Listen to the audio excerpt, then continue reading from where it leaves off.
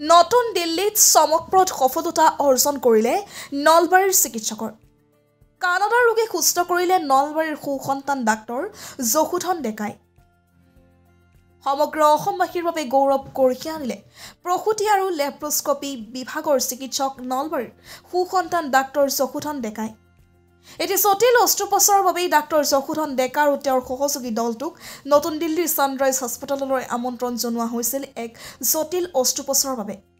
পুনৰ কানাডাৰ পৰা দিল্লীলৈ এন্ড্ৰোমেট্ৰিয়াছিছৰ চিকিৎসাৰ বাবে দিল্লীলৈ আহিছিল এগৰাকী ৰোগী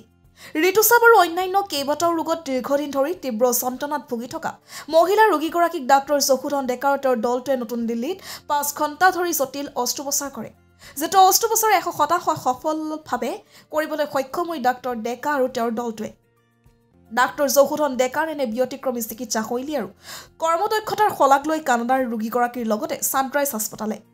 নলবাৰীৰ সুসন্তান ডাক্তৰ যশোধন ডেকা আৰু তেওঁৰ দলটোৱে নতুন দিল্লীত দেখুওৱা কৰ্মদক্ষতাৰ জৰিয়তে পুনৰবাৰ বিশেষভাৱে উচ্চ প্ৰশংসিত হৈছে